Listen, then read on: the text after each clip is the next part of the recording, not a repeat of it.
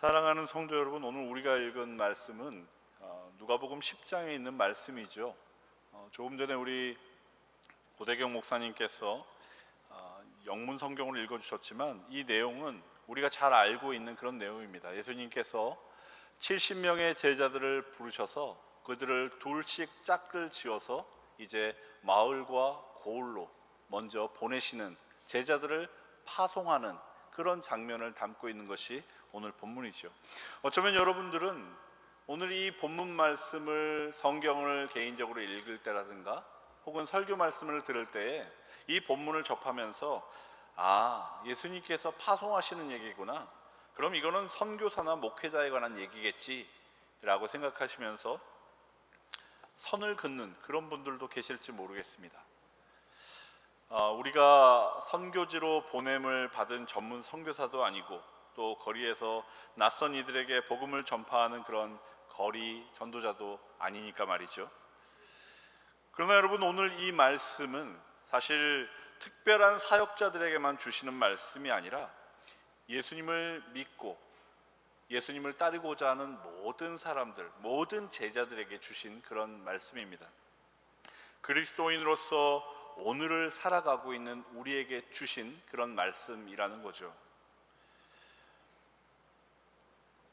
여러분들은 예수님을 믿고 구원받았다고 하는 사실을 믿으시죠? 예수님을 믿는다고 하는 것, 그것은 우리가 그 믿음을 통하여 단순히 구원을 받고 끝나는 그런 일이 아닙니다. 주님은 우리를 사랑으로 구원하셨을 뿐만 아니라 이제는 구원받은 우리를 이 땅, 이 세상으로 보내시고 계시죠. 어디로 보내실까요? 우리의 가정으로, 우리의 직장으로, 우리의 학교로, 우리의 일터로, 우리의 이웃에게로, 그리고 우리의 친구에게로 보내시죠. 주님은 우리의 일상, 우리의 관계가 있는 그 세상 속으로 날마다 우리를 보내고 계신 겁니다. 여러분들이 살아가고 계시는 여러분의 삶의 자리가 우연히 결정된 것일까요? 그렇지 않습니다. 하나님께서, 우리 주님께서 여러분들을 그 자리로 보내주신 겁니다. 주님의 평안을 전하고 바로 그 자리에서 예수 그리스도를 믿는 그 믿음으로 살아감으로써 복음을 드러내라고 주님께서 보내신 자리가 바로 여러분들의 삶의 자리인 줄로 믿습니다. 아멘 하셔야 할 줄로 믿습니다. 아멘. 바울이 우리를 뭐라고 부릅니까? 그리스도의 향기라고 부르죠. 또 우리를 뭐라고 부릅니까? 그리스도의 편지라고 부릅니다. 그가 우리를 그리스도의 향기, 그리스도의 편지라고 부르는 것도 우리가 예수를 믿고 구원받은 것으로 끝나는 것이 아니라 우리가 예수의 향기를 전하고 그리스도를 증거하는 삶을 살기 위해 이 땅 가운데, 이 세상 가운데 보내심을 받은 사람들이기 때문에, 그렇기 때문에 바울이 우리를 그렇게 부르는 겁니다. 우리 모두는 그렇게 보내심을 받은 사람들이지요. 그런데 예수님은 바로 그 제자들을 보내시면서 어떤 말씀을 하셨을까요? 우리의 삶의 자리로 보내시면서 예수님은 어떤 말씀을 하실까요? 바로 그 내용을 오늘 이 본문 말씀에서 우리는 읽어내야만 하는 거죠. 예수님은 먼저 제자들을 보내시며 이렇게 말씀하십니다. 어느 집에 들어가든지 먼저 말하되 이 집이 평안할지어다 하라. 제자들이 삶의 자리, 일상이 있는 그 마을로 들어가서 어느 집에 가든지 누구를 만나든지 먼저 할 말은 그들에게 주님의 평안을 전하는 말이다 라고 하는 거죠. 누구를 만나든 어떤 삶을 살든 주님의 사랑과 평안을 전하라 라고 하는 그런 말씀을 보내심을 받은 제자들에게 주님은 하고 계신 겁니다. 그런데 바로 이 말씀에 이어서 주님은 아주 현실적인 말씀을 덧붙이십니다. 이렇게 말씀하시죠. 어느 집에 들어가든지 그 집이 평안할지어다 라고 말하라. 그러나 만일 평안을 받을 사람이 있으면 그 평안을, 네가 주는 그 평안을 받겠지만 그렇지 않으면, 평안이 있을지어다 말하는 내 말을 받는 사람이 없으면 그 평안이 너에게 돌아올 것이다, 이렇게 말씀하고 계시다는 거죠. 이게 무슨 말입니까? 만일 평안을 받는 사람이 있으면, 혹은 그렇지 않으면, 이게 무슨 말일까요? 우리가 그리스도인으로서 우리의 믿는 그 믿음을 증거하고 주님의 사랑을 전하고자 할 때 모든 사람들이 받아들이지는 않는다는 겁니다. 누군가는 우리의 진심 어린 그 그리스도를 증거하는 그 증거의 말을 받아들이겠지만 또 다른 누군가는 거절할 수도 있다는 거죠. 여러분, 이것이 우리의 현실 아닙니까? 우리가 말로 전하는 교회 오세요, 우리 교회 한번 와보세요, 예수 믿으세요, 여러분, 이런 말들이 거절당할 때가 얼마나 많습니까? 그런데 이 말씀은 우리가 말로 전하는 이런 말이 거절당하는 것뿐만이 아니라 때로는 예수를 믿는 신앙을 가지고 살아가는 우리의 삶 자체가 거절을 당할 수도 있습니다. 특히 요즘처럼 교회가 세상에서 제 몫을 하지 못하고 오히려 교회에서 타락과 부패의 소식들이 들려올 때에는 참 우리가 믿는 우리의 그 예수 믿는 삶 자체가 사람들의 손가락질의 대상이 되거나 조롱거리가 되기도 하죠. 여러분, 이런 얘기 들어보신 적 있지 않습니까? 예수? 너나 믿어. 에이, 재수 없어서. 교회 같은 소리 하고 있네. 너나 잘해. 여러분, 이런 얘기 들어보신 적 없으십니까?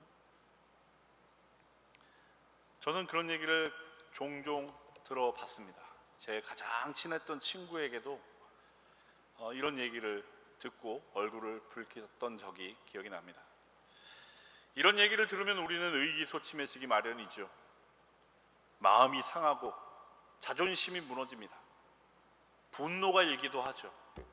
내가 뭘 잘못했다고 당신한테 이런 소리를 들어야 돼, 이런 생각이 들기도 합니다. 그렇게 되면 어떻게 되나요? 우리는 더 이상 이런 얘기를 하지 않죠. 우리는 그저 우리끼리만 예수님 이야기를 하기 시작합니다. 이 자리에 모여 있는 사람들, 마음껏 예수님에 대해서 이야기하고 마음껏 은혜에 대해서 얘기해도 아무도 나를 타박하지 않을 사람들끼리만 교회에서만 복음의 기쁨을 얘기를 하고 예수님을 자랑하게 되죠. 교회 밖에서는 말을 하지 못하게 됩니다. 예수 믿는 우리의 삶을 드러내는 것조차 잘 하지 못하게 됩니다. 왜 그렇습니까? 거절당할까 봐 두렵기 때문이죠. 또 이것 때문에 내가 상처받고 내가 화날 일이 생기는 것이 두렵기 때문입니다. 그런데 예수님도 이 사실을 너무나 잘 알고 계셨습니다. 그래서 제자들을 보내시면서 어떻게 말씀하십니까? 보라, 내가 너희를 보냄이 어린 양을 이리 가운데로 보낸가 하도다. 여러분, 이 말씀 참 인상적이지 않나요? 어디 저 멀리 머나먼 미전도 국가, 아프리카나 어디 동남아 어디에 있는 그 미전도 국가에 아주 위험한 선교지에 보내진 그런 사람들에 대해서 예수님이 지금 말씀하시는 것이 아닙니다. 예수님이 제자들을 둘씩 짝지어서 보낸 곳이 어디입니까? 오늘 1절 말씀을 보면 여러 마을들, 여러 고을들, 동네, 지역, 이렇게 표현을 하고 있습니다. 마을과 동네가 어디입니까? 사람들이 사는 곳이죠. 저와 여러분들의 일상이 있는 그런 곳입니다. 우리의 평범한 삶의 자리, 예수님은 그곳으로 보냄을 받은 저와 여러분들의 삶이 처음부터 쉽지 않을 거다라고 말씀하고 계시다는 거죠. 이리 가운데 들어가는 양처럼 연약하고 위험하고 또 쉽게 거절당할 수 있다라고 하는 것을 처음부터 말씀해 주고 계신 겁니다. 그러니까 우리가 거절당하는 것, 때로는 우리 가까운 주변 사람들뿐만 아니라 우리 가족들로부터 거절당할 때도 있죠. 뭐 그렇게 열심히 예수 믿어? 당신 그렇게 예수 믿어서 뭐가 나아졌어? 당신 예수 믿고 그렇게 열심히 기도한다고 해서 우리 자식한테 뭐가 좋아졌어? 그러나 그렇게 거절당하는 것이 우리의 잘못이 아니라는 겁니다. 우리가 잘못 믿어서가 아니라는 거죠. 그것은 이미 예상된 일이라는 겁니다. 그런데 그럼에도 불구하고 예수님께서 우리더러 그곳으로 가라고 하신 이유는 뭘까요? 주님은 이어서 이렇게 명령을 하십니다. 너희가 어느 동네에 가든지 그곳에서 너희를 영접하지 아니하거든. 즉 너희가 그리스도의 복음을 전하고 그리스도의 평안을 전할 때 너희들을 받아들이지 않거든. 너희들이 보여주는 그 그리스도의 삶을 인정하지 않거든. 그 거리로 나와서 말하되 내 발에 묻은 먼지도 너희에게 떨어뜨리노라, 이렇게 말하라고 명령하고 계십니다. 여러분, 이 말씀이 무슨 뜻일까요? 정직하고 진실하게 복음을 전하고 그리스도인의 삶을 살아가려고 하는 우리들의 모습이 인정받지 못할 때 발에 묻은 흙을 탁탁 털어버리라고 하는 이 말씀이 무슨 뜻입니까? 거절당하면 에이 재수없네 이러면서 화를 내라는 뜻입니까? 혹은 내가 당신한테 다시는 이런 얘기 하나 봐라 라고 하면서 관계를 끊어버리라는 그런 말일까요? 아니죠. 그렇다면 이 말씀은 무슨 뜻일까요? 이것은 예수 믿고 예수 믿는 삶의 향기를 드러내다가 거절을 당할 때 우리가 당하게 되는 그 거절당한 수치심이나 분노나 상처를 우리에게 머물도록 내버려 두지 말라는 그런 뜻입니다. 그 모든 것을 다 털어버리고 주님께 맡기라는 그런 뜻인 거죠. 왜 그럴까요? 그 상처받은 마음과 억울함과 수치심을 계속 우리가 붙들고 있으면 우리는 더 이상 다른 사람에게 주님의 사랑이나 평안을 전할 수가 없기 때문에 그렇습니다. 더 이상 보내심을 받은 자의 삶을 살 수가 없기 때문에 그렇죠. 그렇기에 상처받은 마음을 털어버리고 다시 일어서라는 그런 말씀인 겁니다. 그런데 예수님께서는 제자들을 보내시며 또 이런 말씀도 하시죠. 너희가 가지고 있는 전대나 돈주머니나 배낭이나 신발을 가지지 말아라. 여러분, 이 말씀도 정말 낯선 말씀 아닙니까? 우리가 뭔가를 하려면 보통 준비를 잘 해야 되는 것이 상식 아니겠습니까? 우리가 복음을 전하려고 한다면, 내가 믿는 그 예수 믿는 삶의 그 능력을 보이려고 한다면 뭔가 그것에 대해서 문제 삼거나 나와 논쟁하려고 하는 사람들 앞에서 논리적으로 그들을 설득할 수 있도록 말도 준비해야 될 것 같고, 또 나름대로 그들에게 보여지는 내 모습도 잘 갖고서 설득력을 갖출 수 있도록 그렇게 실력도 갖춰야 될 것 같다고 우리는 생각을 합니다. 우리의 삶의 모습도 왠지 더 거룩하고 더 정직하고 더 멋있고 아름다운 삶에 완벽에 가까울 정도로 그렇게 잘 가꿔야 된다고, 그렇게 준비를 해야 된다고 우리는 흔히 생각을 합니다. 그런데 주님은 뭐라 하십니까? 아무것도 가지지 말아라, 아무것도 준비하지 말아라 말씀하십니다. 왜 그럴까요? 왜요? 복음을 전한다라고 하는 것, 복음을 삶으로 드러낸다라고 하는 것, 그것은 근본적으로 우리가 가진 것으로 하는 것이 아니기 때문에 그렇습니다. 복음을 드러내고 복음을 증거하는 그 일은 우리의 자격이나 우리가 가진 능력으로 하는 것이 아니기 때문에 그렇습니다. 그럼 무엇으로 할까요? 바로 우리를 보내시는 주님의 권위로, 우리를 보내시는 주님의 권세로, 그래서 우리와 함께하여 주시는 주님의 능력으로 하는 것이기 때문에 그런 것입니다. 여러분, 이것이 얼마나 놀라운 말씀인지 아십니까? 주님께서는 우리를 우리의 삶의 자리로 보내실 때 그냥 보내지 않으십니다. 당신의 권세를 우리에게 부어주십니다. 당신의 능력을 우리에게 부어주십니다. 심지어 주님의 영께서 내가 너와 함께하니 아무것도 준비하지 말고 아무것도 두려워하지 말고 나를 따르라, 이렇게 말씀하고 계십니다.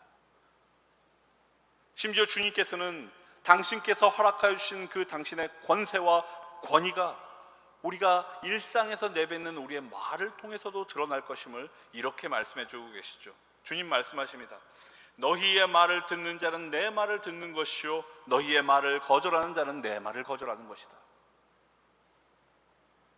우리가 전하는 말을, 복음을 드러내는 그 말을 누군가가 듣게 되면 그 사람은 우리가 하는 말이 아니라 주님께서 하시는 말씀을 듣는 것과 같다는 거죠. 여러분, 놀랍지 않습니까? 어떻게 우리가 하는 말이, 우리 인간이 하는 말이 주님께서 하는 말이 될 수가 있는 걸까요? 우리가 어떤 능력이 있습니까? 우리가 어떤 힘이 있습니까? 우리가 예수 믿고 나니까 말하는 능력이 생겨났습니까? 아니죠. 주님이 우리를 보내셨기 때문입니다. 우리는 보냄을 받았기 때문에 우리의 말이 주님의 말이 되고 우리의 삶이 주님의 삶을 드러내는 통로가 된다는 거죠. 물론 여기에는 조건이 있습니다. 우리가 하는 모든 말들이 다 은혜롭고 권세가 있는 주님의 말이 되는 것이 아니죠. 그러면 어떤 조건이 갖춰져야 할까요? 바로 우리가 주님 안에 거해야 하는 거죠.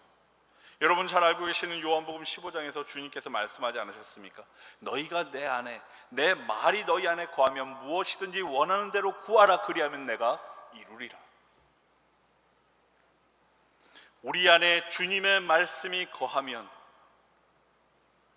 우리에게 말씀하셨던 그 주님의 말씀들이 우리 안에서 날마다 생각되고 되새겨지고, 그 말씀에 비추어서 내 삶에 가는 길들을 날마다 우리가 점검하게 되면, 그래서 주님의 마음이 우리 가운데 있게 되면, 도저히 사랑할 수 없는 사람을 나를 긍휼히 여기셔서 사랑하셨던 그 주님의 마음이 우리 가운데 있게 되면, 그 긍휼의 마음이 우리 가운데 있게 되면, 우리가 전하는 말이나 우리가 보여주는 삶의 모습에는 능력이 실리게 된다는 거죠.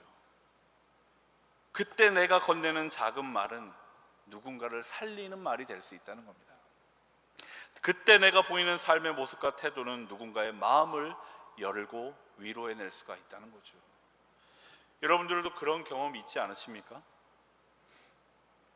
누군가를 보고 안타까운 마음이 솟아올라서 주님의 그 마음, 귀신 들린 자를 보고 불쌍히 여기셨던 마음, 죽은 자를 두고 눈물 흘리고 있는 가족들을 보며 함께 눈물 흘리셨던 그 긍휼의 마음이 여러분 가운데 가득 차서 여러분들의 입을 열어 무슨 말을 할지는 모르겠지만 위로하고 싶었던 그런 경험 있지 않으셨습니까?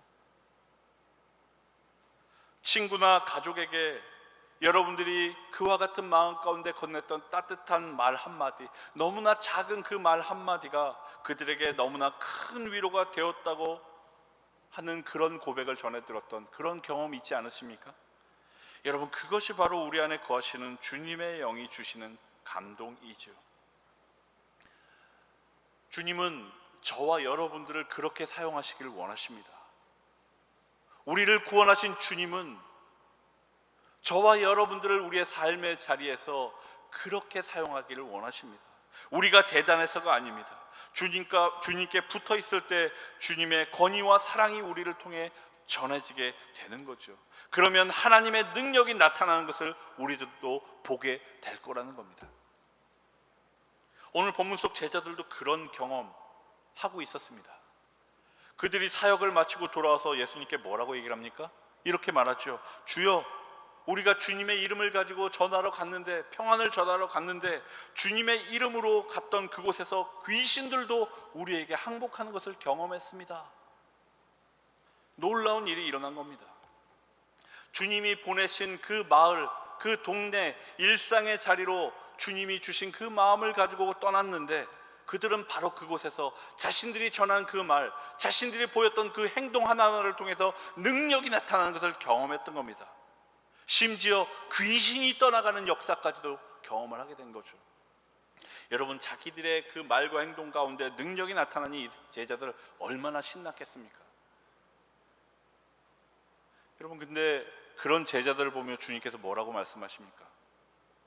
귀신들이 너희에게 항복하는 것으로 기뻐하지 말고 너희 이름이 하늘에 기록된 것으로 기뻐하라. 너희 삶에 어떤 능력이 나타나는 것으로 기뻐하지 말고 너희가 하늘에 너희 이름이 기록되어 있다고 하는 그 사실로 기뻐하라. 여러분, 이것은 무슨 뜻일까요? 이것은 주님이 주시는 능력 혹은 그로 인해서 나타나는 사역의 열매, 그것이 우리의 기쁨이 되어서는 안 된다, 이런 말이 아니죠. 그것만이 우리의 기쁨이 되어서는 안 된다는 그런 말씀입니다. 사람들이 우리가 전하는 말을 통해서, 또 우리가 행동하는 그 삶의 모습들을 통해서, 혹은 우리 교회를 통해서 변화되고 위로받는 것을 보게 되고, 그래서 우리의 사역의 열매를 맺고 사람들이 감동을 받고 더 나아가 우리 교회가 부흥한다면 여러분, 그것만큼 좋은 일도 없겠죠. 저도 우리 교회가 그렇게 되기를 간절히 매일 기도하며 바랍니다. 하지만 그것만이 우리의 기쁨의 이유여서는 안 된다는 겁니다. 왜냐하면 그러한 열매나 그런 능력의 성과가 우리의 기쁨의 유일한 이유가 되기 시작하면 사역이 잘 안 되는 날에는 우리는 분명 낙심할 수밖에 없기 때문입니다. 우리가 보이는 그 선한 행동과 말이 인정받지 못하게 되면 그 순간 우리의 마음은 무너질 수밖에 없기 때문입니다. 그래서 주님은 우리에게, 보내심을 받은 우리에게 본질적인 기쁨을 놓치지 말라고 말씀하고 계신 거죠. 그 기쁨이 뭡니까? 너희의 이름이 하늘에 기록되어 있는 것. 우리가 하나님의 자녀라고 하는 사실, 우리가 영원한 구원을 얻었다고 하는 사실, 주님과의 관계에서 오는 그 기쁨을 말씀하고 계신 거죠. 여러분, 이 기쁨이 있으면 여러분들의 상황이 어렵고 흔들려도 여러분들은 무너지지 않을 수 있습니다. 그렇게 우리는 그 무엇보다도 이 시간을 소중히 여겨야 됩니다. 그 어떤 시간보다도 예배를 온전히 드리기 위해서 힘써야만 합니다. 왜일까요? 예배 드리기 위해서 몸과 마음을 준비하고 정성을 다해 이 예배에 임해야만 하는 이유 뭘까요? 그것은 그 어느 시간보다도, 그 어느 것보다도 이 예배의 시간은 우리 주님과의 관계에서 오는 그 기쁨을 확인할 수 있는 시간이기 때문에 그렇습니다. 사랑하는 성도 여러분, 주님께서는 우리를 보내십니다. 목회자로, 선교사로 보내시는 것이 아닙니다. 예수님을 믿는 우리 모두를 여러분들의 가정으로, 여러분들의 직장으로, 여러분들의 학교로 보내십니다. 그리고 바로 그 자리에서 여러분이 믿는 그 예수 그리스도께서 주시는 평안을 전하라고 여러분들을 보내시죠. 그곳에서 여러분들 분명히 거절을 당하실 겁니다. 오해받을 일도 생길 것입니다. 그러나 여러분, 두려워하지 마십시오. 우리 안에 계신 주님은 빛이시기 때문에 그 빛은 반드시 우리를 통하여 밖으로 드러나게 되어 있습니다. 여러분들의 삶이 그리스도의 편지가 되기를 바랍니다. 또 여러분들의 말과 행동이 그리스도의 향기가 되기를 바랍니다. 그래서 여러분들을 통해 주님께서 여러분들에게 주시는 그 평안이 다른 누군가의 마음을 여는 놀라운 역사가 일어나게 되기를 주님의 이름으로 축원드립니다. 여러분, 오늘은 성찬주일인데요, 이 성찬의 식탁은 우리를 다시금 주님의 삶으로 초대하는 그런 자리입니다. 우리가 살아가는 삶의 자리, 그것은 내가 우연히 선택해서 얻게 된 것이 아닙니다. 주님께서 우리를 보내신 자리이죠. 오늘 주님의 몸과 피를 먹고 마실 때 우리가 다시금 그 사실을 기억할 수 있게 되기를 바랍니다. 우리를 보내신 그 삶의 자리에서 여러분들의 말뿐만이 아니라 여러분들의 삶의 방식과 태도를 통하여 주님의 사랑과 하나님의 나라를 전하게 되는 여러분과 제가 될 수 있기를 참으로 좋으신 우리 주 예수 그리스도의 이름으로 축원드립니다. 함께 기도하시겠습니다.